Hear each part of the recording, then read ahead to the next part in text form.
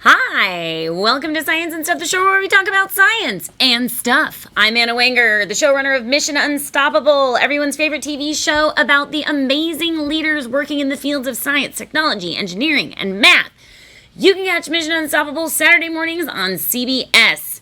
I have two incredible guests today, like world-changing, amazing guests. First up is NASA solar astrophysicist Amy Winebarger. I'm wearing my NASA shirt for her. And right after Amy, we'll talk to human rights activist statistician Davina Durgana. They were both on the show last Saturday. They have such great segments. Oh, they're so good. I can't wait to see them. And now it's time for... Science news that impress your friends that you can't stop thinking about if you wanted to. That's right, it's time for Science Newsy News that will impress your friends that you can't stop thinking about even if you wanted to. Story number one. The main event has arrived. Lion's manes, that is. That's your one pun, Kiki. That's the one pun I'll be doing for today. Cool. Great.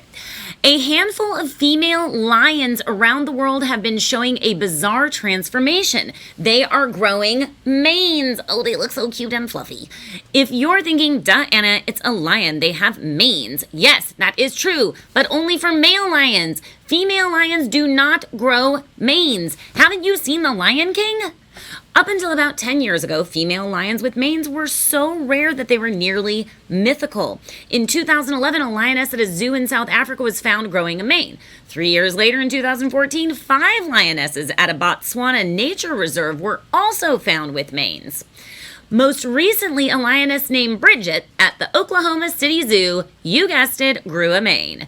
The female lions, in addition to growing these manes, also began showing more male tendencies, like increased roaring, marking territory, and escalated aggressive behavior. So what is causing this change? Well, it could be a variety of reasons, but it all boils down to hormones. The facial hair and male characteristics could be due to 1. Complications in the ovaries, or 2. Hormone-secreting tumors, or 3, just genetics, all of which lead to increased testosterone. More testosterone means more male-like traits, means manes. Scientists say there's likely no health concern here. They are all healthy lions and will live long, happy lion lives.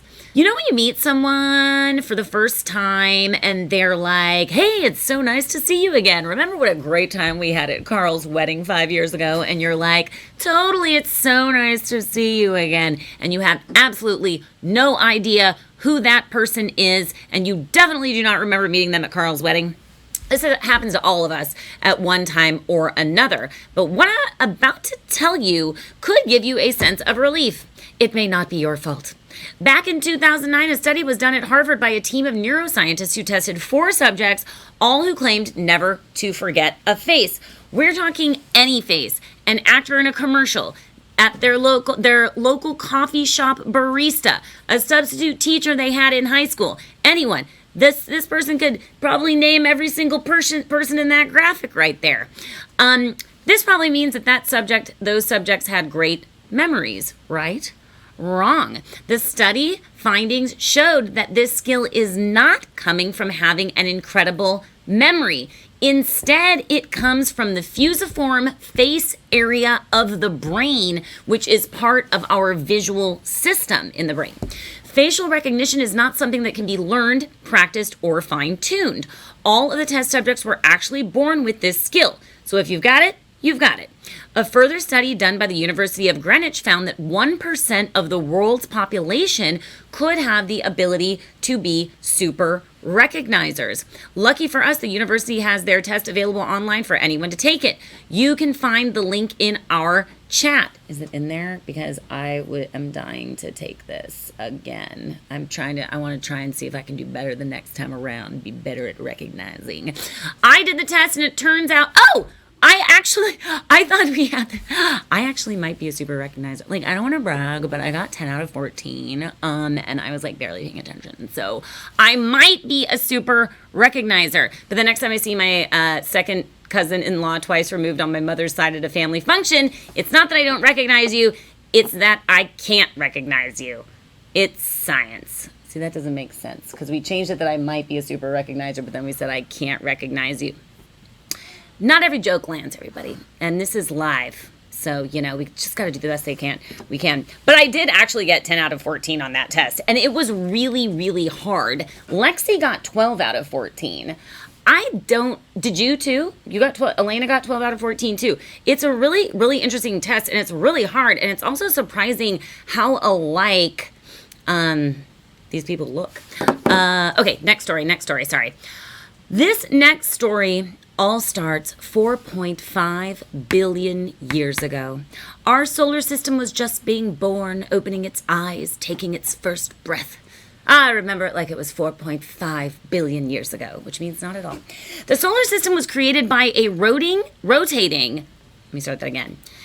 The solar system was created by a rotating and collapsing cloud of gas, which spun counterclockwise west to east, which is why all of the planets in our solar system also spin counterclockwise, except for Venus and Uranus, who apparently spin clockwise. So what's up with that? Scientists say that Venus and Uranus most likely did spin counterclockwise at first, but they think in the case of Uranus, simulations show that it and its moons were probably involved in many small collisions, eventually affecting its spin and its moon's spins.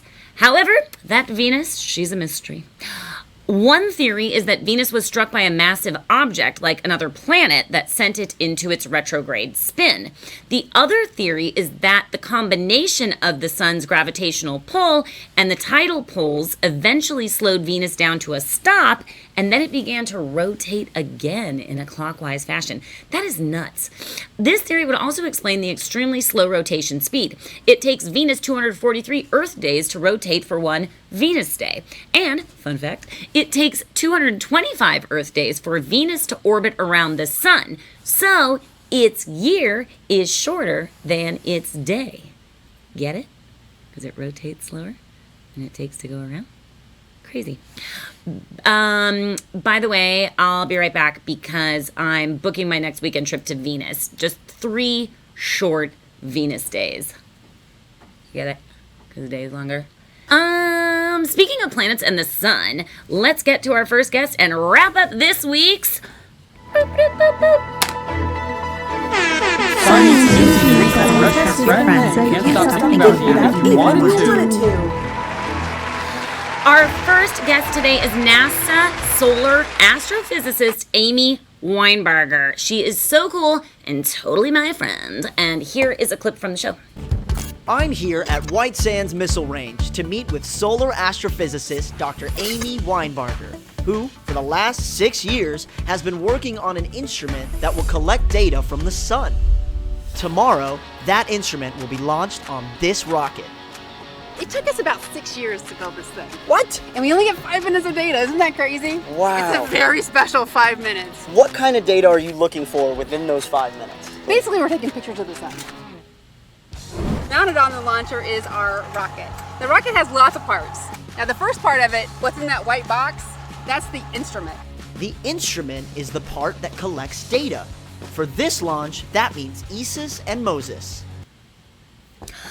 Dr. Amy Winebarger, hello, how are you? Dr. Amy Winebarger is a solo astrophysicist in the heliophysics and planetary science office at NASA. I wore my NASA shirt for you. We met her last year when she sent a rocket outside the Earth's atmosphere to gather images from the sun. And today, we're going to talk about the data and new information that we learned from that launch. Welcome, Amy. It's so good to see you. I just watched both of the segments, which, by the way, Amy was so great on the show that we put her in 2 of the segments.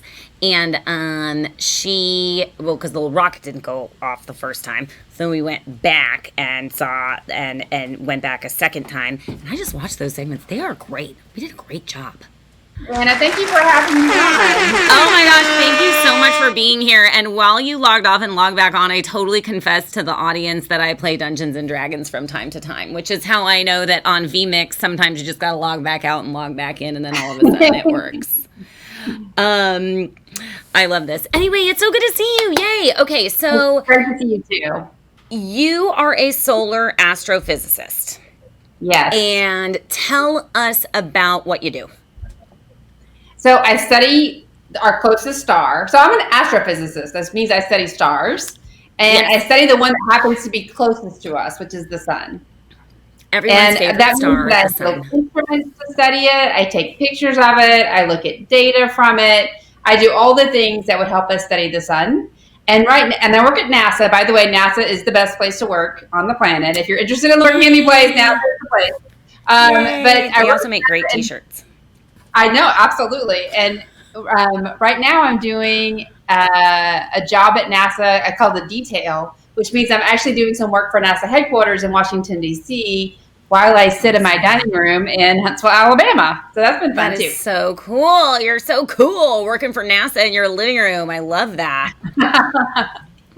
And right now you're studying the is it called spectroscopy of the sun, right? That's Which is right. the different That's what light that comes off of the sun, right? Right. So spectroscopy is the study of light at different wavelengths. So every time you see any light, like the light coming at you right now from the light in your room, it has a wavelength associated with it. Exactly. Right. We're all so camera ready these days, but it has a wavelength of light Do the associated best I with can, it. Amy. It's hard, But yeah, go ahead. And so white light, the light that we can see with our eyes, Right. has a specific wavelength between 500 and 700 nanometers. And from the sun, I study light that comes at shorter wavelengths. So X-rays and extreme ultraviolet light, which is something between like 1 nanometer to 100 nanometers. Right. So that's light that's coming off of the sun. It's the stuff that you can see, and you're studying the stuff that you cannot see. Is that right? That's right, exactly. So I'm looking at a place. That's why we have to go outside of our atmosphere, right? Because in our atmosphere is great at blocking all the X-rays and extreme ultraviolet light that comes from the sun. And so that's why we have to build instruments. If you want to look at different parts of the solar spectrum, we have to go above our atmosphere to see it. That's right. And I remember when I came to the rocket launch, I was like, so are you shooting a rocket at the sun? And you're like, it doesn't. No, it just goes above the atmosphere. It just goes above the atmosphere. It's very, very difficult to get close to the sun. And that is just so interesting. And when we did come out, and we launched the rocket with you. Don't you love it how I've included us in the rocket launch? And you had an instrument aboard it that you had been working on for years, literally 6 years, called ESIS. Right. And ESIS was capturing images of the velocity of the spectra coming off of the sun. So tell us about ESIS and what it found. So ESIS is a collaboration between Marshall Space Flight Center, where I work, and Montana State University. And the lead of ESIS is that gentleman right there in the hat, Charles Kankelborg from Montana State University. And those are his 2 graduate students that are getting their PhD working on ESIS. But they built this instrument that takes images of the sun's spectra. Again, spectra means that you're looking at the different wavelengths of light. And those different wavelengths of light are formed by different atoms or different ionization stages of different atoms. So we were looking at 2 different wavelengths of light. Oxygen, one of the lines is formed by oxygen 5. That means oxygen has 4 electrons ripped off of it. And the other one is formed by helium 1, which means neutral helium. So helium with all of its electrons attached. Yeah. And so we took these images of the sun with these spectra of the sun with 4 different cameras. You see how we have 4 different cameras there on the right-hand side? That you see it says primary, and there's kind of 4 little cameras. Yep. That a little right. It's like a CT scan. Have you ever had a CT scan? Yeah, is that where they put you in that tube and it's like you kind of like, yeah. That's right. So it's like they take X-ray images. And what a CT scan is they're taking images of your body in X-rays at all these different angles. And as they take that camera and they go all the way around your body, and then they take all of those different images, combine them, and they can tell what's going on inside of you, right? So this is like a CT scan for the solar solar spectrum, but we only have 4 angles. So we have those 4 different cameras at 4 different angles, and then we can combine all of that data and get out the velocity, because that's really what we want to get. We want to get the velocity of the plasma on the sun's surface. Because if stuff is coming toward us or moving away from us, that gives us lots of information, how much energy it has, what happens to that energy. And so that's one of the big goals of solar physics, is to understand how the sun is releasing energy, how that might impact us at the Earth. And then, like, what impact does it have on people in space? If we have astronauts on their way to Mars, for instance, how does that energy impact them? And then if we have satellites or anything above the Earth's atmosphere that's not protected by the Earth's atmosphere from the sun. Right. And velocity is like speed and strength of speed, right? Yeah, exactly. Okay. So if something's moving really fast, like the sun, I mean, we think of somebody going really fast as going like 80 miles an hour. On the sun, if something's going 80 miles a second, so it's much faster on the sun. So we're measuring very, very fast velocities. These things are explosions happening on the sun, like a dynamite's blowing up, and you get stuff moving at you very, very quickly and moving away from you very, very quickly. Wow. So this is just an example. Okay. Sorry, Anna. What? I was just going to say, tell me about this. Okay. So this is an example of what the ESIS data looks like. This is 4 images that we got from each of those 4 cameras. If you go to the next slide, I'll show you how we process that. So we have to take those images and we rotate them and we align them. And if you look at those 2 images, like look at where it says number 2 and number 3, kind of go back and forth and look at those 2. And don't they look like identical to you? Can you tell that those are spectral data? I mean, they do. Do they look like the same image? I mean, they do to me. Exactly. They look exactly the same, right? Yeah. So it's like if you take an X-ray of your body from this side. Right. I see what you're saying. Side, right. Look exactly the same. And it's the differences that tell you the information. So you actually have to subtract those 2 images to get to the velocity. So I think you can go to the next slide. And so what we've done is we've subtracted the data, and then we assign each of those 4 cameras a different color. And where you see this kind of pinwheel structure, we'll show you some real data in a second, where you see that pinwheel of different colors, that is velocity. If there's no pinwheel, there's no velocity. If there is a pinwheel, there's velocity. So we can go to the next slide and we'll show you an example. Like this is an example of where there's velocity. So this is the Were you just so excited when you saw this picture? You're like, it's there, it works. Ha! Right? Exactly. It was groundbreaking. It's a groundbreaking instrument. I mean, it is congratulations. Just beautiful, beautiful data. We're so excited about this data, and that there's theories that you could get this kind of data and this kind of analysis out of this data, but to see it in action and to actually see these, when you do the subtraction, you see the pinwheel pop up and you're like, wow, it worked. It's really because there's no way to test it unless you can send it up above the atmosphere. It's not like you're like, I'm going to test this 10 times. Like you just got to send it up there and keep your fingers crossed, right? It's it'd be very difficult to generate things moving 100 miles a second in a lab to test it with, right? To test it. You have to take data of the sun. You have to. That's awesome. Yeah. So what is your biggest takeaway from the data? Like what did you learn? What was the thing that you learned the most about? So you remember we had those 2 spectral lines? If you go, I think we have a slide or 2. Try another one. Right. So this is the 2 different spectral lines. So we had one of oxygen 5 and one of helium 1. And what we learned is that oxygen 5 is really dynamic. We see lots of stuff moving back and forth, back and forth, back and forth. I see. And that's a spectral line that's formed at a very specific temperature in the solar atmosphere.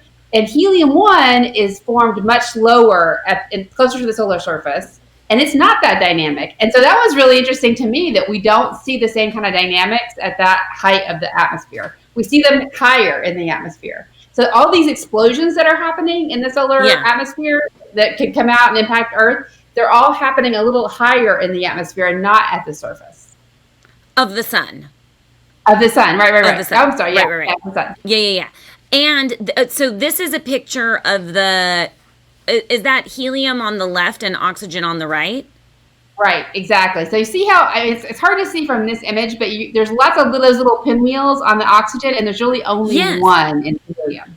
No, but you can see it. You can absolutely see it because they look like brighter little spots on the oxygen one. So that means that that's moving at a higher velocity. I understand. There's more. I understand. Yeah, you got it. We got it. I read the data.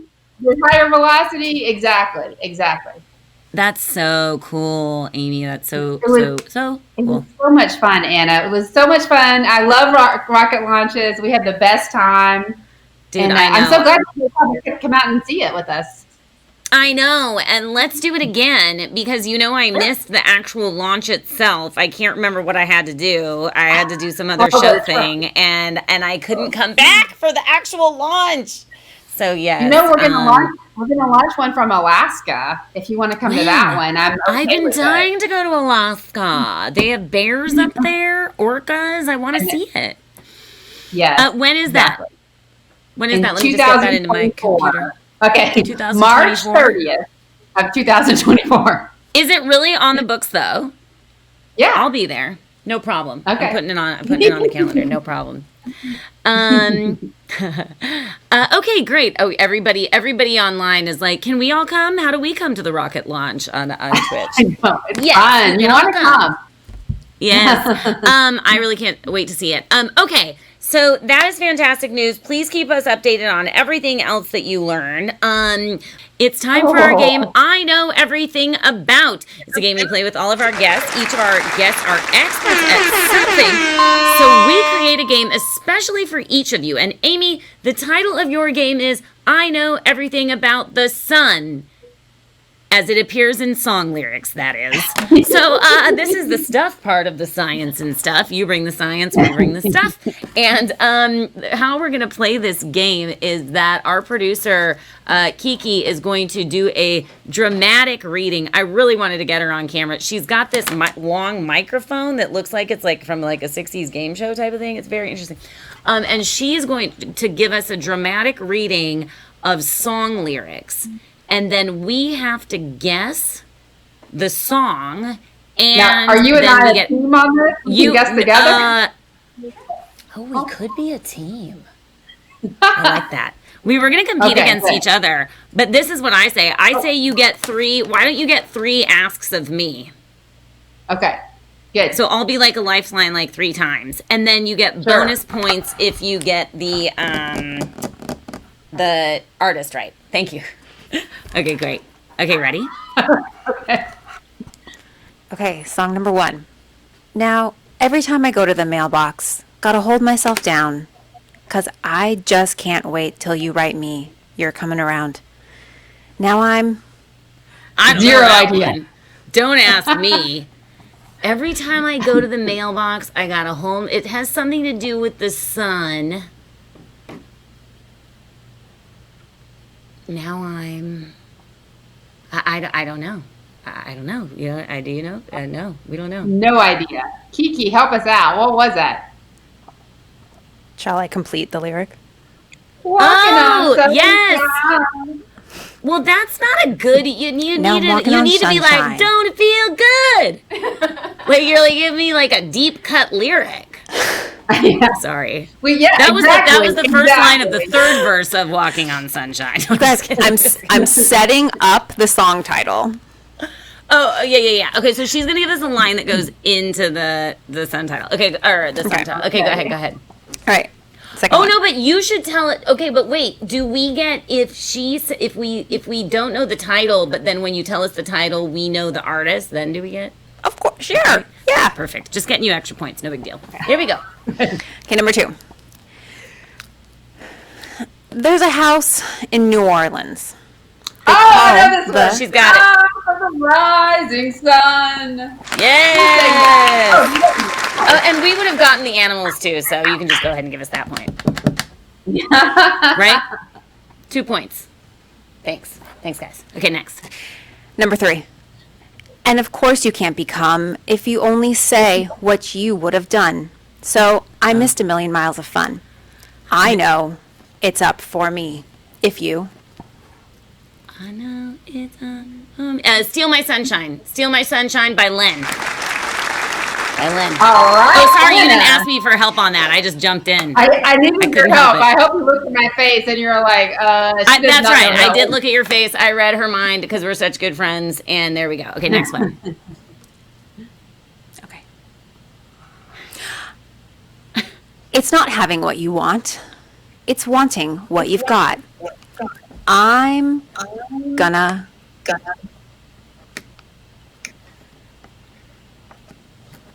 No idea. Read it again. Anna? It's not having what you want. It's wanting what you've got. I'm gonna soak up the sun. It's soak up the sun. I'm gonna soak up the sun.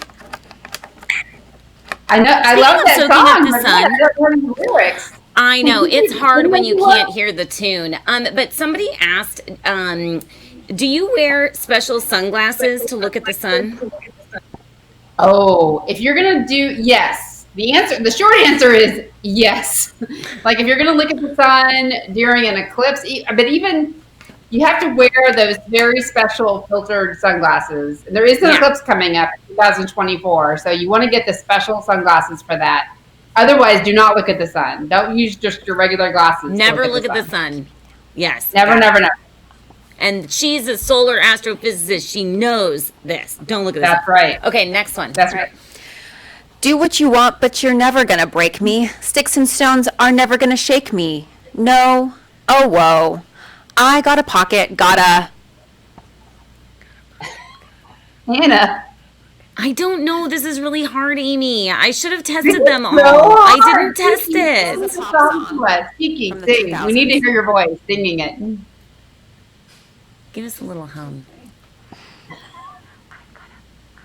What is it? I gotta. I don't know. No idea. I'm so sorry. I didn't know this was going to be so hard. That's okay. What is it? Pocket Full of Sunshine, Natasha Bedingfield. I don't even think I know that. I would sing it, but we could get in trouble. Okay. Oh. I'll hum it. What about a humming? I don't know. Go ahead. Okay. Next one. All right. And then we lie beneath a shady tree. I love her, and she's loving me. She feels good. She knows she's looking fine. I'm so proud to know that she is mine. This is the Beatles. I'm so proud to know that. Yeah. Is it Here Comes the Sun? Good Day Sunshine. Good Day Sunshine. Oh, Good Day Sunshine. Yeah. Yes. I can. I'm just gonna guess Here Comes the Sun for all of them from now on because that's from which one? What are you gonna guess? Here Comes the Sun. Here comes. That's the a really sun. good guess. Can we guess that? Go ahead. Okay. This is a short one. Okay. Let me go on like I. Blister in the sun. Blister in the sun. Let me go on like a blister in the sun. Next. Next. You guys have killed me, Anna. Sorry, I'm we have really 3 more. sorry. This is number 8. I'm Okay. sorry. Go ahead. Little darling, it feels like years since it's been here. Here comes the sun. Do-do-do-do. Here comes the sun. And I said, go ahead. Okay, only 2 more. I promise this is almost over. And if you follow, Yeah, it's there all may be a tomorrow. But if the offer's shunned, you might as well be Walking on the sun. artist. Oh, well, I see it right there. Smash Mouth. It was on. They keep putting up the artist. I'm really sorry, Amy. Okay, this is the I should have last just one. given you a quiz about It's like. nice that we're doing this as a team, Anna. You and I. I mean, I know. Seriously, go ahead. Last one. Last one. When you're on a holiday, you can't find the words to say all the things that come to you, and I want to feel it too. On an. That's Island in the Sun, Weezer. I'm sorry, Amy Weinberger. We're going to give you, but how many points? We got 11 points. That puts us to the top of the leaderboard. We beat everybody. This is great. Sorry, Amy. That's okay. It's okay. Not every game can be a winner. Some are good, some are bad. We have to have you on the show again. That's just the way it is. We'll do a better game next time. I mean, I guess it's probably more important that we did a good job explaining the science, which I think we really did. Good. I hope so. I hope people like it. It was exciting. It's really exciting. So I hope that people got how exciting that this measurement is. It's a big deal. It is a really big deal, and it's just and congratulations to you for working on it for 6 years and then just getting such incredible results, you know? I mean, it's just so cool. And well, keep us posted on what you're up to, because I would love to have you back on this show. We can redeem ourselves with an actually fun game, and I would love to have you back on Mission Unstoppable as well, because I love you. I love it. Thank you. Thank you, Anna. Right on, Amy. All right. See you next time. Bye. Bye. She's so cool. Okay, next up, let's welcome our next guest, who is improving the lives of people around the globe using mathematics, among her many skills. Dr. Davina Durgana is her name. Let's take a peek. Hi, Davina. How's it going? It's good to see you. We wanted to show a quick clip from your segment before we dive in. Roll the tape. How do we play this game? Sure. So in one of these 3 boxes, there's a prize. Under the other 2, there are blocks. So I'm going to have you pick one of these 3 boxes. I pick box number 2. Now, Davina knows which box contains the prize, so she purposefully reveals a box with a blork. Wow, that's exactly what I would expect a blork to look like. Armed with this new information, I have to decide if I want to stay with my first choice or swap to the other unopened box. I'm gonna stay. I can't look. No. And another blork. A blork. What am I gonna do with a blork? So the idea behind this game is when you made your choice, so you had basically a 1/3 chance of picking. But when I introduced a box that I knew had a blork in it, that changed your chances. So it went from a 1/3 chance to a 50%. You might think that it was 50% because you had 2 boxes left, but actually you had a 2/3 chance of getting it right by switching. The math dictates that if I stay, the probability I'll win remains 33% because I made a choice from 3 boxes. But by swapping after a blork reveal, I'm taking a 1/3 chance on a new box and adding it to the 1/3 chance from the revealed box, which means my chances of winning go up to 2/3 or 66%. Math is so cool. I love that segment. That and the birthday one. You're so fantastic. You also were in the show twice. Our last guest, Amy Winebarger, we had her on the show twice. We had you on the show twice. And now you're here joining me on Twitch. Ooh, I have another little introduction. Dr. Davina Durgana saves lives using math. She is a statistical genius at many things. You're a genius at many things. Using her skills to help vulnerable populations of humans and animals across the world.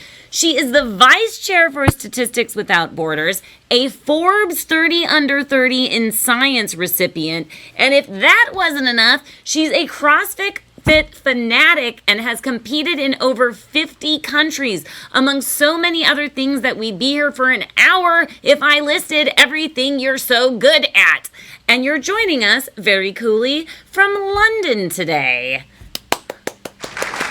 How's London? So how is it? How's London? You know, it's good. We're on lockdown, and this is pretty much how I've been living for the last 8 months. So exciting, very important to keep the spread contained, to make sure we do what we can to protect others. So, you know, it's hard to complain. Really, really happy to be in a place that takes it seriously. Seriously, yeah, that's good. That's good. Well, I'm glad that you were able to join us. And I'm just going to jump right into your interview here. You ready for this, to talk about your job? Tell us about your profession and what you do. Yes, so thanks, Anna. I am a statistician, and I have the great honor of working with Statistics Without Borders. So what this amazing group of people do is effectively we volunteer for nonprofits around the world, and we have problems that they need statisticians for. And I think a little later on we'll do some of those, but you know, data is so important. It helps us learn about the world and things that we can't see ourselves. And it really allows people like us sitting in our living rooms in California or in the UK to look at the same data and learn things about different populations, like you said, animals or humans, to just try to change the world. Well, why don't we just jump into tell us how you use statistics in order to help people around the world. Yeah, absolutely. So one of the really amazing things that we use statistics for is to improve policy. So one of the things, I think your earlier question was such a great one, because the idea is that kids today should know that you can use your talents in service of any of your passions. And so for me, math is a talent, but my passion was human rights. And it was really cool to be able to apply talent in whatever that talent is. You could be really good at science, really good at art. You could be an amazing, one of my favorite examples are artists, for example, that come into contact with different people in a society and then can actually help look for warning signs and ways to help them, because they're just different groups that they're in contact with. So I think there's a lot of ways you can use your talents in service. And for the human rights stuff, I'm so honored to work with a group like Statistics Without Borders. So basically, if you can imagine, these are all of your retired statistics professors and young people like me and my colleague Matt, who works on our marketing communications and can build websites out of anything and teach anyone code. Like all of these people that spend all of this time really working to help people around the world. And there's so many projects I think about later that really address the ways that statistics can just change people's. Yes. And so statistics, you use statistics in order to gather information about people living around the world, right? So how do you gather the data? What's the process of how that works? Yeah, thanks, Anne. So that's one of the big mysteries that statistics helps us solve, is how do you find out about somebody you've never met in a place you've never been? And how do you help policymakers around the world, like UN or anywhere else, know anything about their lives? And the truth is, most of us live in that reality. Most of us live in communities or small areas where we may not be ever asked by a researcher what we think about a specific policy or what would improve our lives. That's where statisticians have the power to really look at all of this data and to say, we can make a determination about what will affect a large group of people. And one of the ways to do that is surveys. So survey research is really compelling, because what we do is we ask a lot of questions of a smaller group of people that we think represent the population we're interested in. So if we were looking at the United States, we might only be able to ask questions of a sample of 1,000 to 2,000. But that 2,000 set of people have to have the same breakdown of males and females, different age groups, different demographics, different education levels. All of that stuff is really important to make sure that the people in our sample can represent the people that we're interested in, which is all Americans. Right. So you take a sample of people, you do a survey, and then you sort of apply what that to the group at large, and you use math to essentially figure out how everyone is feeling. How many people do you interview in the sample group? Yeah, so you would sample in the U.S., for example, you might sample like 2,000 people, but you have to careful that there's millions, right? So you have to make sure the sample really represents the group. Yes. And then you take what you learn from the sample, and then how do you multiply it? Or you multiply it just by the general population, or how do you do that? That's a great question. So actually what we do is we weight the results of the sample that we survey. So the reason we need formulas to weight that is because while the U.S. might have 55% men, we may not actually get that. So what we need to do is make sure that when it's called extrapolation, we look from our sample size to the national or the bigger population. We need to sometimes weigh the sample accordingly to make sure we reach the demographics of the large population. Right.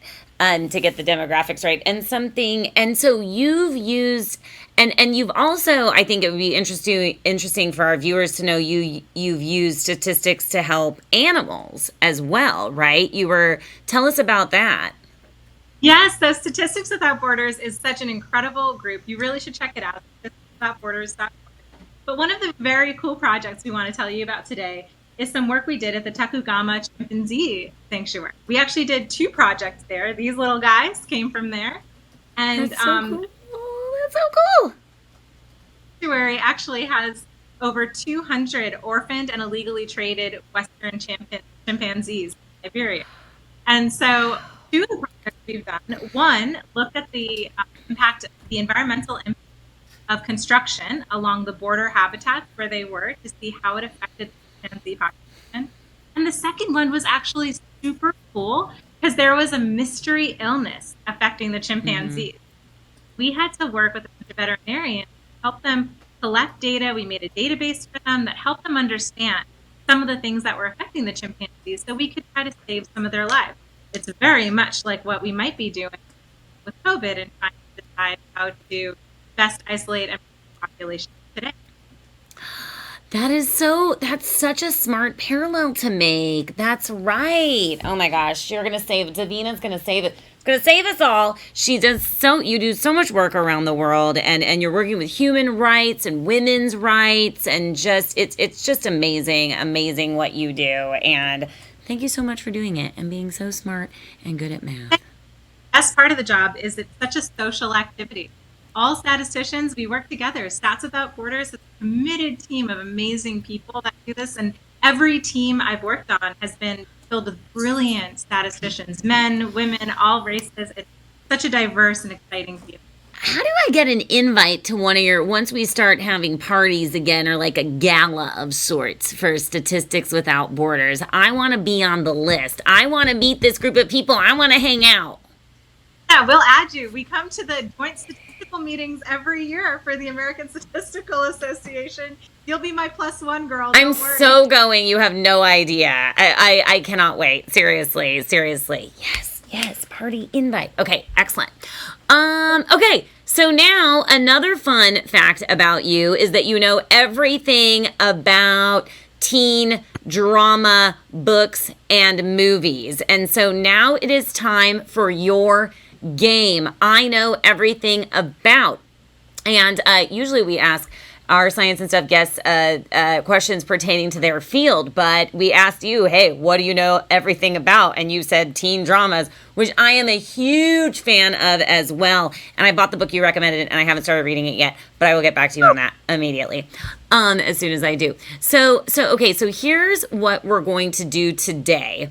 I am going to test you on 3. I'm going to read you a quote from one of 3 movies or book series: Harry Potter, Hunger Games, and Twilight.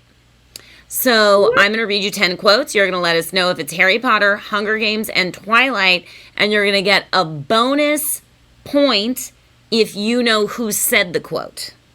Okay, I like this, Anna. Let's do it. I think you're going to ace it.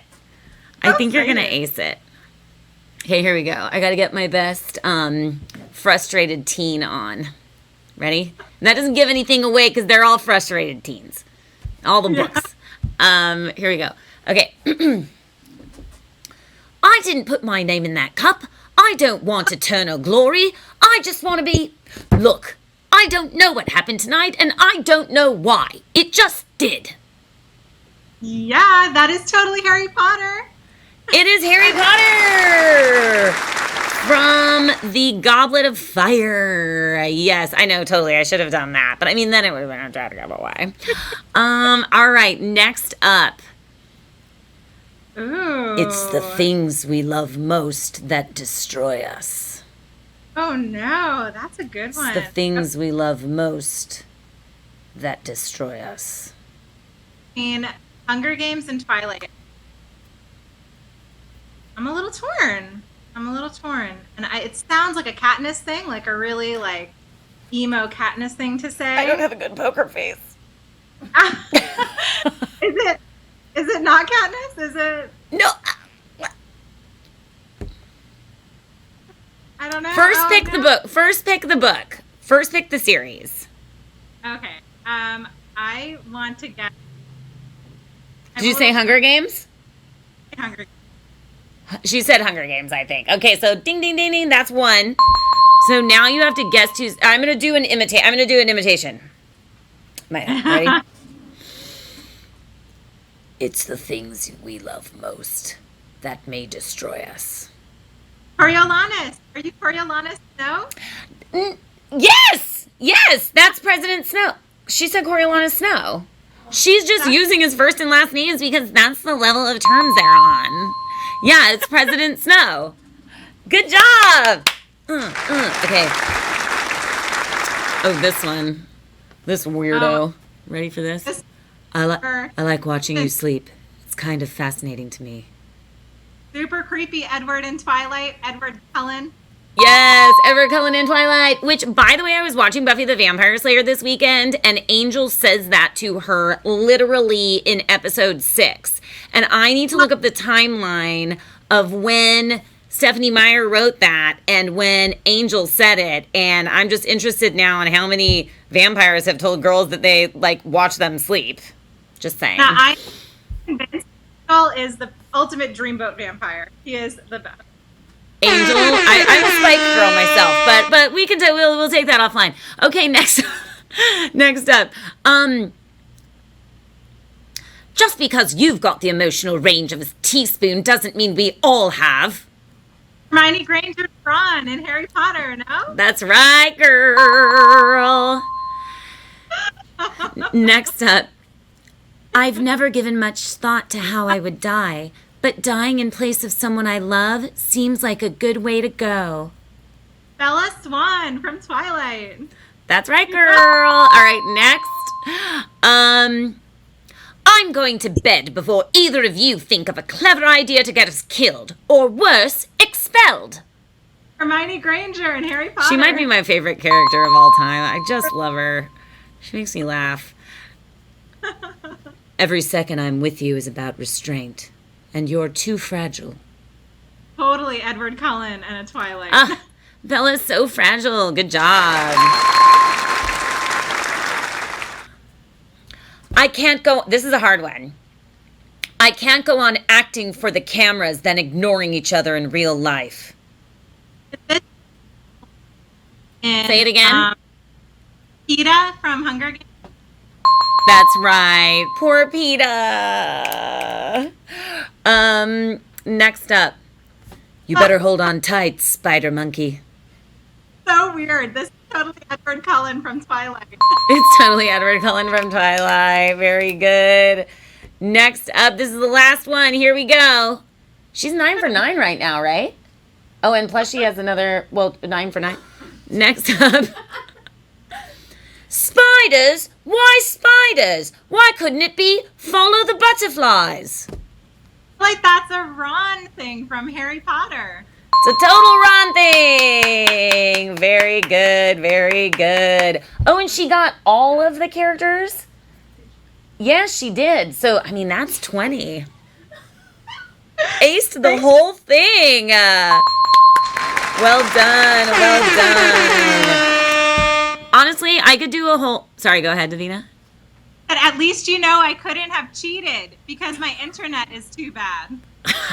Totally, exactly. Yeah, you couldn't be looking it up. Otherwise, it's just... No, that was really good. That was a close one with President Snow, but we pulled through in the end. I'm very glad. We should do a spin-off of science and stuff just called Stuff, where Davina and I just talk about teen drama books, because I could go on and on forever. I'll hear. Well, this is so awesome. Tell our audience where we can find you on Twitter. Is that the best place to follow you? Yeah, definitely. So I would definitely look for Davina Durgana across basically any platform, Twitter, Instagram, and of course check out Statistics Without Borders. We've got SW and out at Statistics Without Borders. Statistics Without Borders. I'm going to go to the gala next year. And thank you, Davina Durgana, Dr. Davina Durgana, for joining us. We'll see you next time. Bye. Wait, you don't follow CBS Unstoppable on YouTube? How will you know when new videos drop? You better go subscribe before you miss a crazy STEM moment, like me walking a shark or making a black hole in my backyard.